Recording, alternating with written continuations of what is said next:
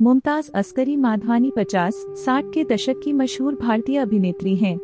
उन्हें film industry में stunt नायिका के रूप में पहचान मिली है। उन्होंने 15 साल के छोटे से करियर में 108 से ज्यादा हिंदी फिल्मों में काम किया है। वह अपने जमाने में बेहद बहुमुखी, सुंदर, आकर्षक थी। आपने मेरा चैनल सब्सक्राइब नहीं किया है तो प्लीज सब्सक्राइब कर लीजिए। वीडियो को लाइक शेयर जरूर कीजिएगा। आइए शुरू करते हैं। ऐसा प्रतीत होता था जैसे कि हर भूमिका सिर्फ मुमताज को ध्यान में रखकर लिखा गया हो, चाहे नकारात्मक हो या सकारात्मक, गंभीर हो या हल्की, शर्मीली हो या भड़कीली, उसने हर किरदार में अपनी काबिलियत साबित की।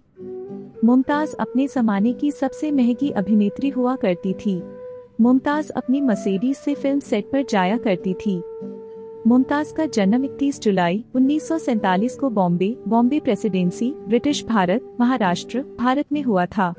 उनका निक नेम मोमो है। उनकी राशि कर्क है। उनकी राष्ट्रीयता भारतीय है और इस्लाम है। मुमताज के माता पिता दोनों ईरानी मूल के थे लेकिन बम्बई, भारत में बस गए थे। मुमताज के पिता का नाम अब्दुल समीर अस्करी था, जो एक सूखे मेवे के विक्रेता थे। मुमताज की माता का नाम सरदार बेगम हबीब आगा उर्फ नाज था। उनकी मां नाज भी फिल्मों में एक अभिनेत्री थी। साल 1947 में मुमताज के जन्म के ठीक 1 साल बाद दोनों का तलाक हो गया और मुमताज अपनी मां के साथ अपनी नानी के घर पर रहने लगी। मुमताज के 2 भाई और एक बहन भी है। उनके भाई के नाम शाहरुख अस्करी और शहजाद अस्करी है। उनकी छोटी बहन का नाम मल्लिका अस्करी है, जो फिल्मों में काम करती है। मल्लिका अस्करी की शादी पहलवान और अभिनेता दारा सिंह के छोटे भाई रंधावा, पहलवान और भारतीय अभिनेता, से हुआ था।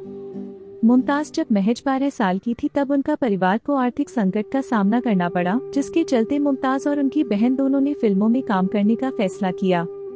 मुमताज एक जूनियर कलाकार के रूप में फिल्म संस्कार 1952, यास्मीन 1955, लाजवंती 1958 में अभिनय करने के लिए तैयार हो गयीं और बहुत कम उम्र में समूह दृश्यों में दिखाई देने लगी।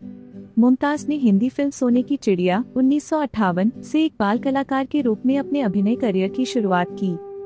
वह वी. शांताराम की स्त्री और सहरा में कैमरे के सामने आई लेकिन लगभग किसी का ध्यान नहीं गया। मुमताज एक वयस्क के रूप में उनकी पहली भूमिका ओ.पी. रल्हन की गहरा दाग में नायक की बहन की भूमिका थी।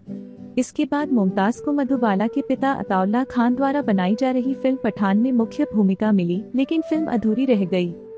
1960 के दशक की शुरुआत में बॉम्बे में फिल्मों में जूनियर कलाकार की भूमिका निभाने वाले कलाकारों का एक संघ था। प्रत्येक जूनियर कलाकार को अपनी आय का एक हिस्सा इस संघ को देना पड़ता था। साल 1958-1963 तक मुमताज ने केवल छोटी छोटी भूमिकाएं निभाई। उम्र छोटी होने की वजह से कोई सुपरस्टार उनके साथ काम करने को तैयार नहीं होता था।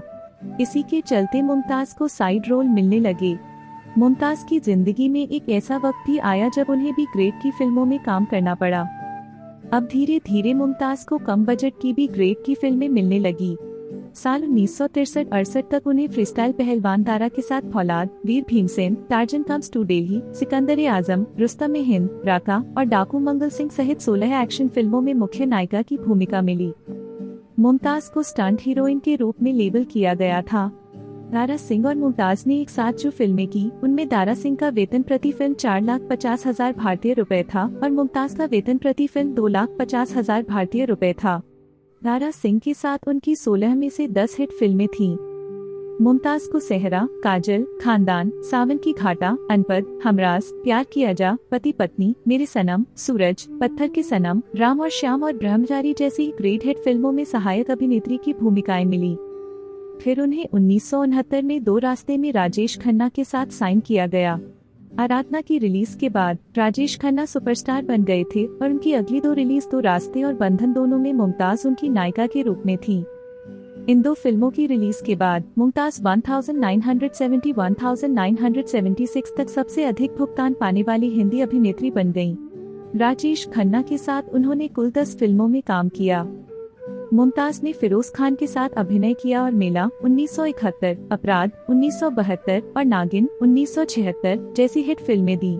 उन्होंने लोफर और झील के उस पार 1973 जैसी फिल्मों में धर्मेंद्र के साथ काम किया।